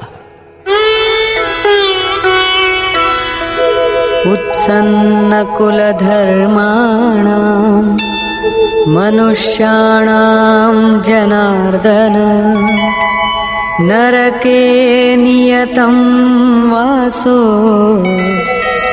भवतीत्यनुशुश्रुम। হে জনার্দন, যাদের কুলধর্ম নষ্ট হয়েছে তাদের অনন্তকাল নরকে বাস করতে হয়, এইরূপ আমি শুনেছি। কেবল কুলধর্মই নষ্ট হয় না, পরন্তু শাশ্বত সনাতন ধর্মও নষ্ট হয়ে যায়। যাদের ধর্ম নষ্ট হয় তাদের অনন্তকাল পর্যন্ত নরকে বাস করতে হয়, এটা আমি শুনেছি, দেখিনি, কেবল শুনেছি। अहो बत महत्पापं कर्तुं व्यवसिता वयं यद्राज्यसुखलोभेन हन्तुं स्वजनमुद्यताः। দুঃখের বিষয় যে আমরা বুদ্ধিমান হয়েও মহাপাপ করতে প্রবৃত্ত হয়েছি। রাজ্য সুখের লোভে নিজ কুলকে হত্যা করতে উদ্যত হয়েছি। এখনো পর্যন্ত অর্জুন নিজেকে কম জ্ঞাতা বলে মনে করছেন না। শুরুতে প্রত্যেক সাধক এইরূপই বলেন। মহাত্মা বুদ্ধও বলেছেন, মানুষ আংশিক অবগত হলে নিজেকে মহাজ্ঞানী বলে মনে করেন। যখন অর্ধেকের বেশি অবগত হন তখন নিজেকে মহামূর্খ বলে মনে করেন। তেমনি অর্জুনও নিজেকে জ্ঞানীই ভাবছেন। তিনি শ্রীকৃষ্ণকেই বোঝাচ্ছেন যে এই পাপ থেকে পরম কল্যাণ হবে এমন কথাও নয়, কেবল রাজ্য সুখের লোভে পড়ে আমরা কুলনাশ করতে উদ্যত হয়েছি, খুব ভুল করছি। কেবল আমিই ভুল করছি এমন কথা নয়, আপনিও ভুল করছেন। শ্রীকৃষ্ণকেও নাড়া দিলেন। অবশেষে অর্জুন নির্ণয় করলেন, यदि मामप्रतीकारम् अशस्त्रं शस्त्रपाणयः धार्तराष्ट्रारणे हन्युः तन्मे क्षेमतरं भवेत्। প্রতিকার রহিত এবং নিরস্ত্র আমাকে যদি শস্ত্রধারী ধৃতরাষ্ট্রপুত্রগণ যুদ্ধে বধ করেন, তাতে আমার অধিকতর কল্যাণ হবে। ইতিহাস তো বলবে যে অর্জুন জ্ঞানী ছিলেন, তাই আত্মবলি দিয়ে যুদ্ধ হতে দেননি। সন্তান সন্ততির সুখের জন্য, কুলের জন্য লোকে প্রাণের আহুতি পর্যন্ত দেয়। বিদেশে গিয়ে বৈভবপূর্ণ প্রাসাদে থাকলেও অল্পদিনের মধ্যেই নিজের কুঁড়ে ঘরের কথা মনে পড়ে। মোহ এত প্রবল হয়।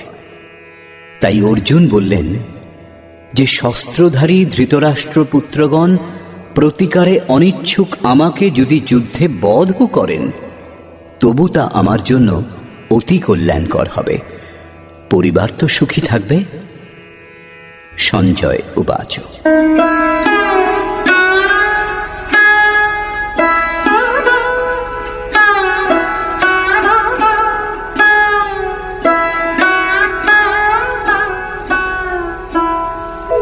एवमुक्त्वार्जुनः सङ्ख्ये रथोपस्थ उपाविशत् विसृज्य सशरं चापं शोकसंविघ्नमानसः।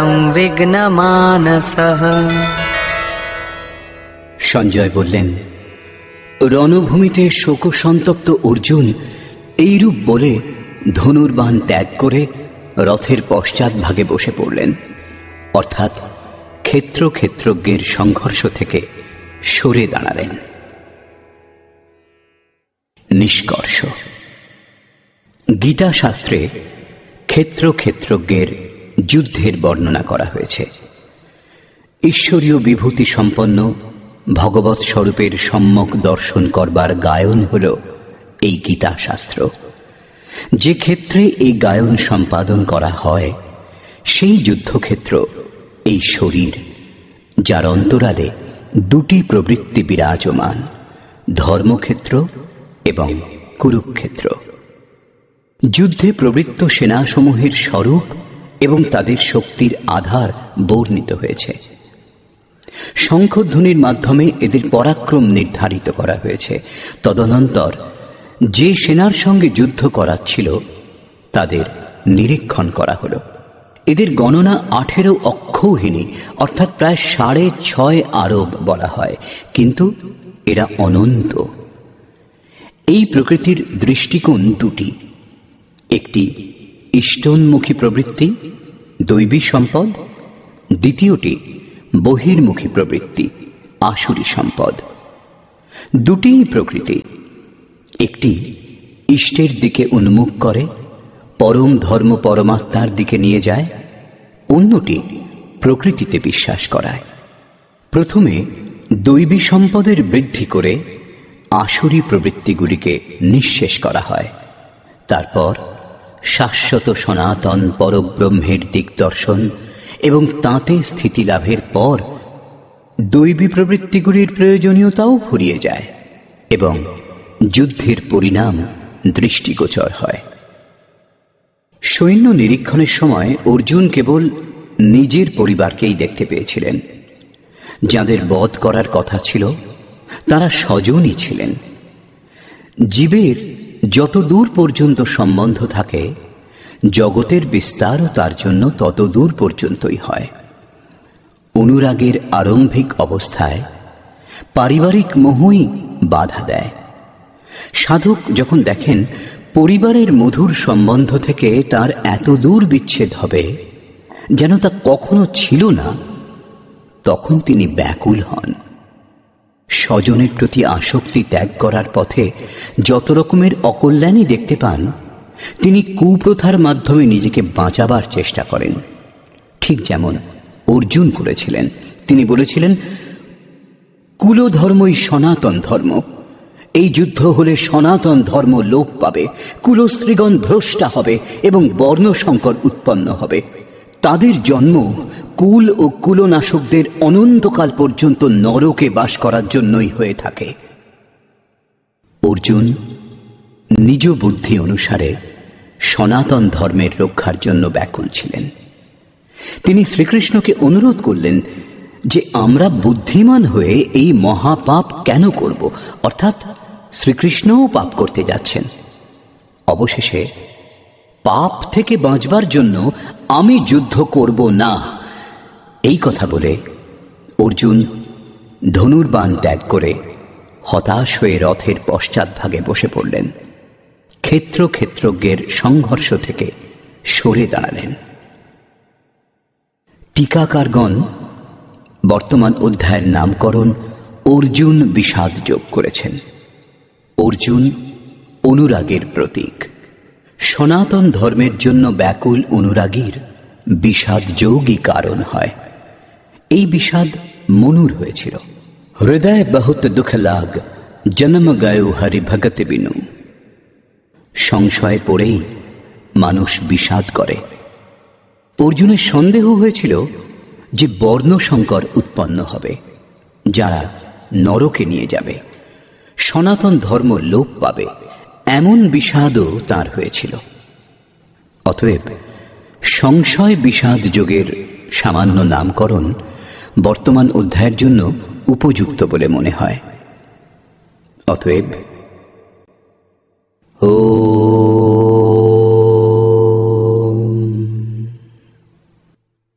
এই প্রকার শ্রীমদ্ ভগবত গীতারূপী উপনিষদ এবং ব্রহ্মবিদ্যা তথা যোগশাস্ত্র বিষয়ক শ্রীকৃষ্ণ এবং অর্জুনের সংবাদে সংশয় বিষাদ যোগ নামক প্রথম অধ্যায় পূর্ণ হল।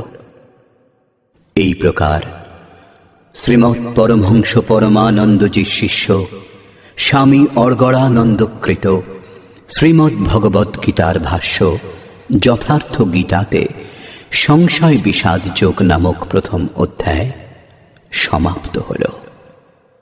হরি ওম তৎসৎ।